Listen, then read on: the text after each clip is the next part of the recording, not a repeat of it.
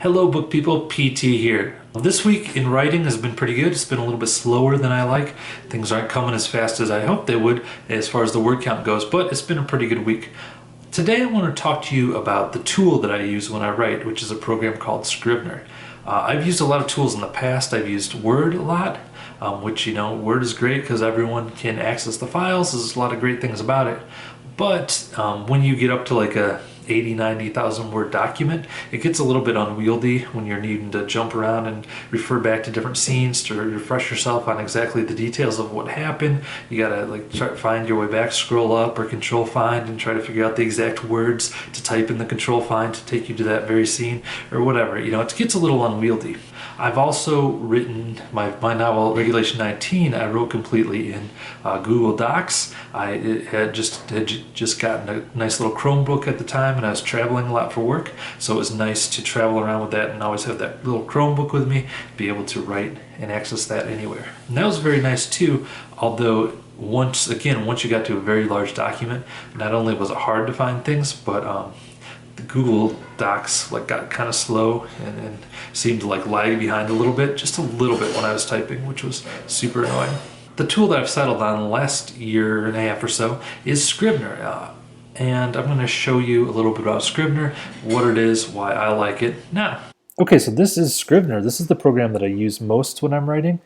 Right now we're looking at Swords and Shadows, which is the novella I wrote. It's the second novella in the Zane Halloway series. All right, so here's a couple things I want to show you. If you look at the bottom here, the very bottom of the screen, you'll see the word count. This might be really small, but the word count is 28,000 words, so it keeps track of the word count for you there. The main feature I think to look at is over on the left-hand side, and that is this kind of binder, they call it. So as you can see right now, it kind of looks like any old Word doc where it's just a big long string of word here. However, I have it broken down into where each chapter is its own folder, and then each scene in that chapter is like a little sub file under that. So why does that matter? Well, it makes it much easier to work with when you're dealing with basically a bunch of little files. If I want to switch the order of scenes, I can move these, drop and drag these scenes, and the scene will be switched. If I want to flip back and be like, wait, what happened in chapter 2 with that one fight? I can just flip back to chapter 2 and see really quick and then go back to whatever I was writing. It's a very intuitive and good way to lay things out, I think. So if I go to manuscript here, instead of looking at the whole manuscript, I can click on the index card view, and it looks like I did not on this particular project, but on many projects I'll put little note when I create the file as to a little bit about what the different chapters are going to be about, if I know at the time. And that kind of gives me a little bit of a working outline almost, although I don't tend to use that a whole lot. I tend to kind of just write from the hip more. So that's one of the main things for me, is just the way it breaks down the chapters.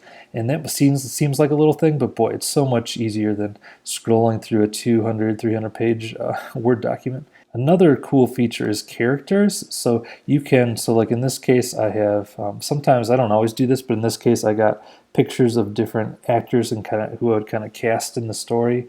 In this case, so Zane, I took this drawing of kind of I assume that's kind of a Robert Downey Jr.-esque kind of guy.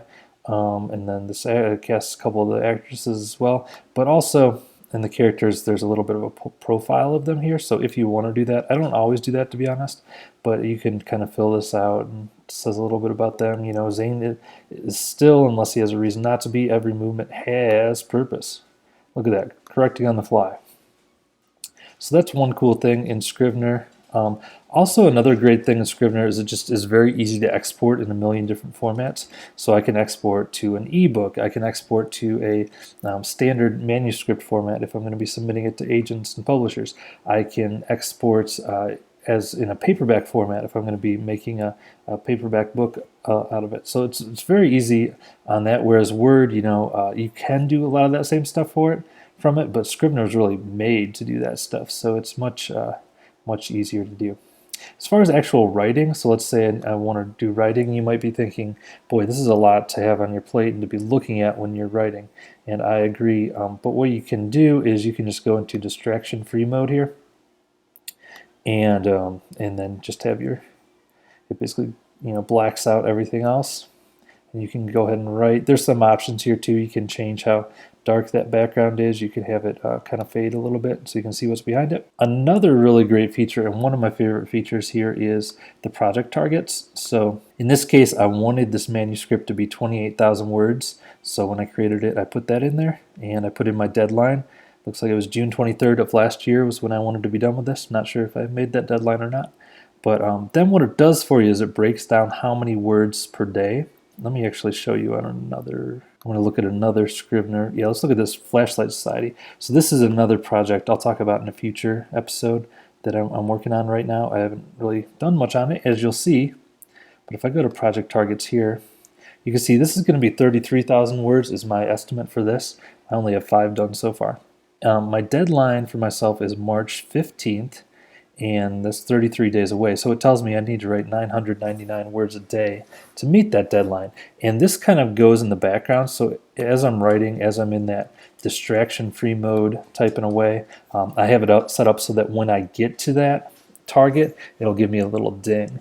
And it'll pop up and say, congratulations, you met your target. What's nice about that is I've found that if I don't have that, I'm constantly wanting to check my word count and be like, hey, how close am I to my target?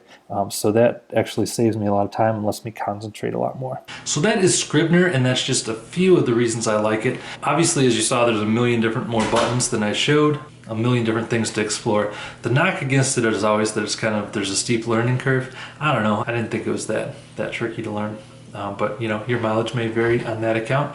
To me though, it's totally worth it to get some of that stuff I showed you and some of the more advanced features that I did not show you.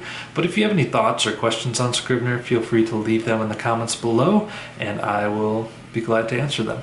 That's going to do it for this week. I'll be back next week with another novel endeavor, a writing update, and another little discussion about the writing life. Alright, thanks so much for watching. I'll talk to you next time. Bye.